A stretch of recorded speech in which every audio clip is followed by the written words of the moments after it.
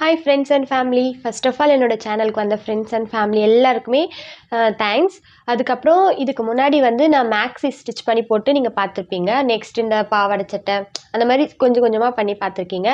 First time நான் இப்போ ஒரு ஃபங்க்ஷனுக்கோசம் லெஹங்கா ஸ்டிச் பண்ண போகிறேன். அது யாருக்கும் இல்லை, எங்கள் மாமா பொண்ணுக்கு தான். இது வரைக்கும் எனக்கு தெரிஞ்ச டிசைன்லாம் வச்சு நான் போட்டு பண்ணியிருக்கேன். இப்படி தான் டிசைன் பண்ணணும்னு நான் எதுவுமே பண்ணதில்லை. இப்போது யாருன்னா எனக்கு இப்படி தான் ஸ்டிச் பண்ணி தரணும் அப்படின்னு கேட்டிருக்காங்க அப்படின்னா நான் அந்த மாதிரி அவங்களுக்கு ஸ்டிச் பண்ணி கொடுத்துருவேன். இல்லை நீயே தைச்சிக்கோ, உனக்கு எப்படி தோணுதோ, எப்படி மாடலாக இருக்கோ அப்படி தைச்சிக்கோ, அந்த மாதிரி எதனா சொன்னாங்கன்னா நான் எனக்கு எப்படி பிடிக்குதோ அதே மாதிரி நான் ஸ்டிச் பண்ணி அவங்களுக்கு கொடுத்துருவேன். தைக்கும் போதே நான் இது மாதிரி தைக்கலாம் அப்படி சொல்லிட்டு ஆரம்பிப்பேன். பட் ஆனால் நான் அதை அப்படி முடிக்க மாட்டேன்.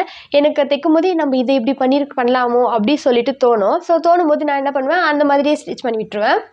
இப்போது நான் இதுக்கு முன்னாடி நெட்டட் ஃபேப்ரிக் வச்சோ இல்லை இந்த மாதிரிலாம் ஸ்டிச் பண்ணது இல்லை.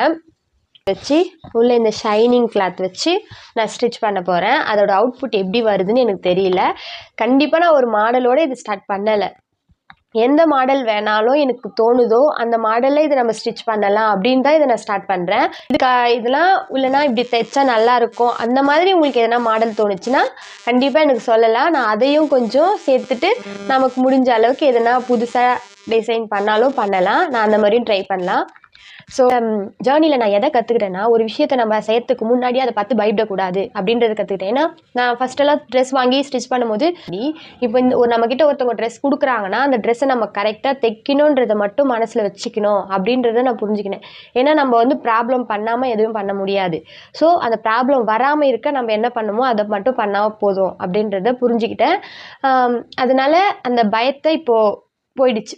அவ்வளோவா பயமே இல்லாத ஸ்டிச் பண்ணணும். எந்த ஒரு விஷயமா இருந்தாலும் பயந்து பண்ணால் அது தப்பாக முடியும் அப்படின்றத புரிஞ்சுக்கிட்டேன். என்ன மாதிரி யாருன்னா பயந்து இருக்கீங்க ஸ்டார்டிங்கில்? நானும் ஸ்டிச் பண்ணியிருக்கேன். பட் ஆனால் ஸ்டிச் பண்ணும்போது முதல்ல யாருன்னா எதனா சொல்லுவாங்களோ, சில பேர் தைக்காமே இருப்பாங்க. ஏன்னா அவங்க எதனா சொல்லிடுவாங்களோ, நம்ம ஸ்டிச் பண்ணிக்கலாம், நமக்குனா நம்ம ஸ்டிச் பண்ணிக்கலாம், மற்றவங்களுக்கு ஸ்டிச் பண்ணால் எதனா ப்ராப்ளம் வரும், அவங்க எதனா சொல்லுவாங்க, நம்ம அதுக்கப்புறம் கஷ்டமாயிடும் அப்படின்னு சொல்லிட்டு இருக்கலாம். அந்த எந்த பயமே இல்லாமல் எந்த விஷயம் பண்ணாலுமே தப்பு இல்லாமல் பண்ண முடியாதுன்றத யோசிச்சுக்கிட்டு அந்த தப்பை எப்படி கரெக்டாக பண்ணணும் அப்படின்றத பண்ணோம்னா நம்மளால் நெக்ஸ்ட் இது பண்ணும்போது கண்டிப்பாக தப்பு இல்லாமல் பண்ணலாம். ஏன்னா ஒரு தப்பு பண்ணும்போது தான் நம்மளுக்கு அது இந்த மாதிரி பண்ணால் அது தப்பு, நெக்ஸ்ட் டைம் பண்ணும்போது இந்த மாதிரி நம்ம பண்ணக்கூடாது, நெக்ஸ்ட் டைமில் இன்னும் நம்மளை பெட்டராக பண்ணணும் அப்படின்றது நமக்கு தெரியும். ஸோ நிறைய தப்பை நினச்சி பயப்படாமல் புதுசாக என்னென்னலாம் நம்மளால் முடியுமோ அதெல்லாமே நம்ம ட்ரை பண்ணணும் அப்படின்றத இந்த ஜேர்னியில் நான் தெரிஞ்சுக்கிட்டேன். கண்டிப்பாக இந்த மேக்ஸி எப்படி இருக்க போகுதுன்னு எனக்கு நிஜமாவே எனக்கு தெரியல. இப்படி தான் இருக்கும் அப்படி சொல்லிட்டு நான் கண்டிப்பாக நல்லா இருக்கும்னு நினைக்கிறேன். கண்டிப்பாக நல்லா தான் இருக்கும். ட்ரை பண்ணிவிட்டு எப்படி அவுட்புட் வருதுன்ட்டு நெக்ஸ்ட் வீடியோவில் சொல்கிறேன். நெக்ஸ்ட் வீடியோ பார்க்கறதுக்கு முன்னாடி என்னோட சேனலில் லைக் பண்ணிவிட்டு கமெண்ட் பண்ணிவிட்டு சப்ஸ்கிரைப் பண்ணிட்டு போனீங்கன்னா நெக்ஸ்ட் நான் எந்த வீடியோ போட்டாலுமே உங்களுக்கு அது நார்மலாகவே வர ஆரம்பிச்சிடும். ஸோ என்னோட சேனலில் லைக் பண்ணி சப்ஸ்கிரைப் பண்ணுறதுக்கு மட்டும் மறந்துடாதீங்க. நான் நெக்ஸ்ட் வீடியோவோட உங்களை பார்க்குறேன். தேங்க்யூ ஆல், பாய். நான் நெக்ஸ்ட் வீடியோ போடுறதுக்கு முன்னாடி உங்ககிட்ட கேட்குறது ஒரே ஒரு விஷயந்தான்.